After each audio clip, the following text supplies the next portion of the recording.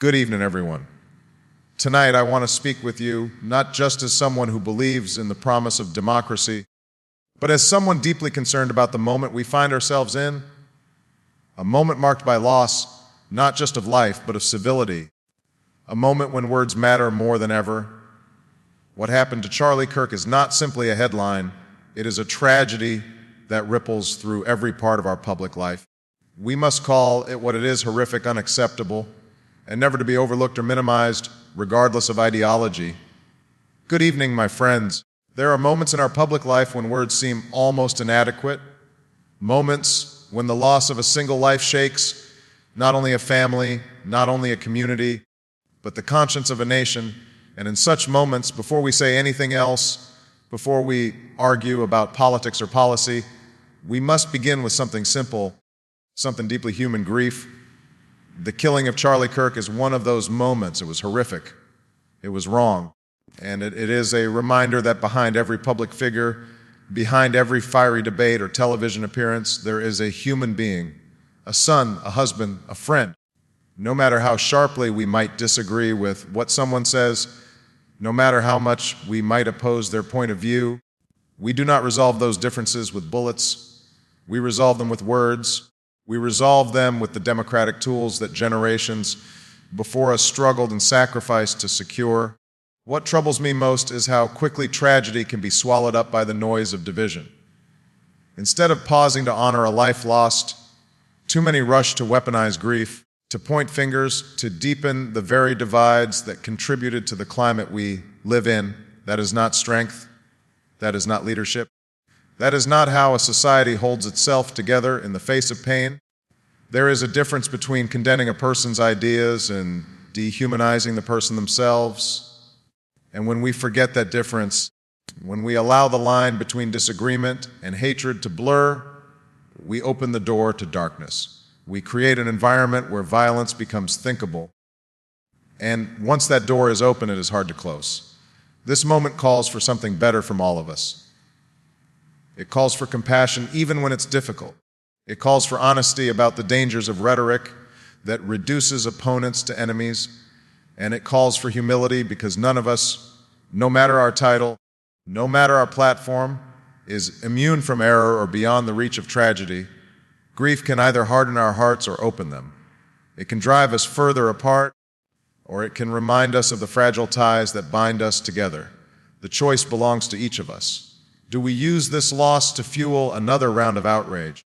Or do we allow it to soften us, to remind us that life is precious, that our time here is short, and that there is a responsibility to leave behind something better?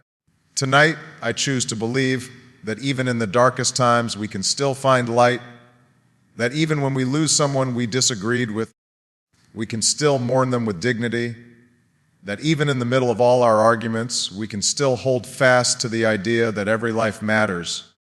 Because if we can't do that, if we can't see the humanity in one another, even across divides, then we risk losing something much greater than an election or a debate or a headline. We risk losing the very soul of our democracy. One of the greatest strengths of a democracy is the freedom to disagree. The freedom to look at the same set of facts and arrive at different conclusions. The freedom to speak your mind, to criticize leaders, to question authority, to advocate for change. That freedom has always been at the heart of our national story. But too often, what begins as disagreement turns into something far more dangerous: dehumanization. And when that happens, we all pay the price. It's easy, in the heat of the moment, to forget that the person on the other side of the argument is still a person. They may raise their voice. They may say things that offend us, even insult us. They may push ideas that we believe are harmful or wrong. But disagreement, even sharp disagreement, does not give us the right to strip away their dignity. It does not give us license to treat them as less than human. Because once we start down that road, there are no limits to how far we can go. We see this in our politics every day. Opponents are no longer just wrong. They are described as evil, as vermin, as enemies of the people. Words like these aren't just rhetoric. They seep into our collective imagination. They create an atmosphere where violence feels inevitable, where compromise feels impossible, where empathy feels like weakness. And when that happens, we're not just debating policy anymore, we're tearing at the very fabric that holds us together as a nation. Now, let me be clear, disagreement is not something to be afraid of. It's something to embrace. The clash of ideas is what allows us to test our assumptions, to refine our beliefs, to strengthen the values we hold dear. A society where everyone agrees is not a free society, it's a controlled one. But freedom requires responsibility. It requires that we remember, even in our fiercest debates, that the person across from us is not an abstract enemy. They are a human being with fears, with hopes, with a family they love and a future they're trying to build. So the challenge before us is this: can we disagree passionately without falling into contempt? Can we argue without hating? Can we see one another not as caricatures of a political party, but as fellow citizens bound together by something larger than our differences? The truth is, if we fail to make that distinction, if we treat every disagreement as proof of someone's moral failure, then we will lose the ability to solve problems together. We will lose the ability to govern ourselves, and we will lose the trust that makes democracy possible. But if we can hold on to that distinction, if we can say, I reject your idea, but I still recognize your humanity, then we create space for progress, we create space for reconciliation, and most importantly, we preserve the dignity that every person is entitled to, no matter what they believe. Words matter. The way we speak to one another, the way leaders address the public, the tone we set in our politics, it all matters, because words have power. They can inspire us to do great things. They can help us reach across divides, but they can also harden hearts, deepen divisions, and push people toward actions that tear us apart. Lately, we've seen a dangerous trend. Leaders, commentators, even ordinary citizens have begun to lean on rhetoric that is not just passionate, but poisonous.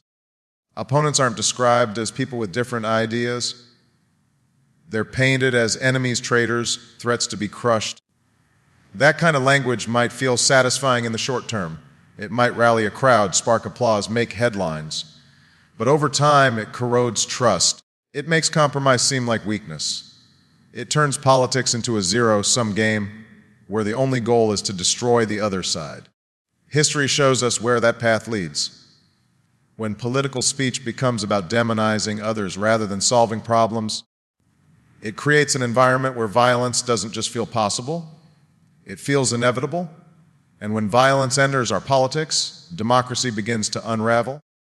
Because democracy depends on a shared agreement that even if we lose today's argument, we live to fight another day. We shake hands, we respect the rules, we trust that the process will give us another chance. Polarizing rhetoric breaks that agreement. It convinces people that their opponents aren't just wrong, but illegitimate. And once you convince enough people of that, anything becomes justifiable. Now, this doesn't mean we have to hold back from calling out injustice or speaking the truth. Passion is important. Honesty is essential, but there's a line between challenging someone's ideas and tearing down their humanity. There's a line between tough debate and reckless words that light matches in a dry forest. Leaders especially have a responsibility to know the difference. When you hold a microphone, when you have a platform that reaches millions, your words don't just echo in a room, they ripple through a country. And those ripples can calm the waters or they can stir up storms. We have to choose better. Because the truth is, most people want the same things: a decent job, a safe neighborhood, a future for their children. They may have different ideas about how to get there, but those differences don't make them enemies. They make them neighbors with another perspective, fellow citizens with their own experiences. And if we lose sight of that, if we allow ourselves to be divided into camps that see one another as less than human, we will not be able to meet the challenges of our time. So the task ahead is clear. We must resist the temptation of polarizing rhetoric. We must hold ourselves and our leaders to a higher standard, because in the end, words can either build bridges or burn them, and our future depends on the bridges we choose to build. Every generation is handed the responsibility of protecting democracy. It is not something we inherit and keep without effort. It is fragile, it must be tended, and it requires constant renewal. At times, that responsibility feels light, almost invisible, as though the system is so strong it can take care of itself. But there are other times, moments like the one we are living through now, when the weight of that responsibility is undeniable. We are at an inflection point. An inflection point is when the choices we make carry consequences far beyond the present moment. It is when the habits of the past no longer guarantee the future. And right now, we are seeing how fragile democratic life can be when trust erodes, when institutions are weakened, and when anger replaces dialogue. The foundations still stand, but the cracks are visible. If we ignore them, they will spread. Democracy does not fall in one sudden moment. It doesn't usually collapse with a single law or a single leader. It weakens slowly when citizens grow cynical, when leaders abuse power, when polarization convinces us that compromise is betrayal. It weakens when we allow violence to creep into our politics, or when we stop believing that our neighbor, though different in views, is still worthy of respect. Those small fractures accumulate until one day, the system we took for granted no longer works as it should. That is why this moment demands clarity and courage. We cannot simply drift along, hoping that somehow things will fix themselves. We cannot shrug our shoulders at lies or shrug at attacks on the press or shrug at attempts to delegitimize elections. Each time we do, we lower the guardrails just a little bit more. Each time we make it easier for the next breach to occur. But there is another path. If democracy is fragile, it is also resilient when people are willing to stand up for it. We have seen that resilience before. We have seen it when ordinary citizens organized, marched, voted, and demanded that the nation live up to its promises. We have seen it when leaders of integrity chose principle over power. We have seen it when communities rallied together, even in the face of violence, to affirm that the rule of law and not the rule of men must guide us forward. The question now is whether we will do the same. Will we meet this inflection point with fear or with determination?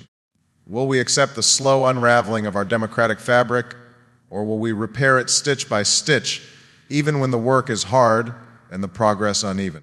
The answer lies not in speeches or headlines alone, but in the choices we all make, in how we treat each other, how we hold leaders accountable, and how we insist that truth and justice remain at the center of our common life. Because if we act with courage today, this inflection point can be remembered not as the beginning of decline, but as the moment we renewed the promise of democracy for generations to come. In a democracy, disagreement is inevitable. It is not a sign of weakness, but a sign of freedom. What matters is not whether we argue, it's how we argue. And right now, too often, our debates are defined by shouting, by insults, by a determination to win at any cost. That kind of politics might grab attention, it might dominate the headlines, but it does not move us closer to solutions. It does not make our communities stronger. It only deepens the divide. That is why responsibility in our public life is so important. Responsibility means remembering that every word we speak carries weight. When leaders stand at a podium, when commentators take to the airwaves, when citizens post online, they shape the culture we all live in. If the culture is defined by contempt, then contempt will spread. But if the culture is guided by respect, then respect has a chance to take root. Responsibility requires us to think not just about what feels good to say in the moment, but about the consequences that follow. Now, respectful debate does not mean avoiding hard truths. It does not mean watering down convictions or pretending disagreements don't exist. Respectful debate means we argue our case with clarity, but without stripping away someone else's dignity. It means we take on bad ideas without branding the people who hold them as beyond redemption. It means we listen. Not to agree with everything, but to understand where others are coming from, to see the full picture before we respond. Too often, we confuse volume with strength, but real strength is measured by discipline. The discipline to stay calm when others lose their temper. the discipline to respond with reason when others resort to name-calling, the discipline to model the kind of citizenship we want to see in others. That discipline, that responsibility is what keeps a democracy healthy. Every generation is tempted to believe that their opponents are uniquely dangerous, uniquely wrong, that this moment justifies abandoning the norms of decency. But history shows us that once you let go of those norms, once you allow disrespect to become standard, it is very difficult to pull back.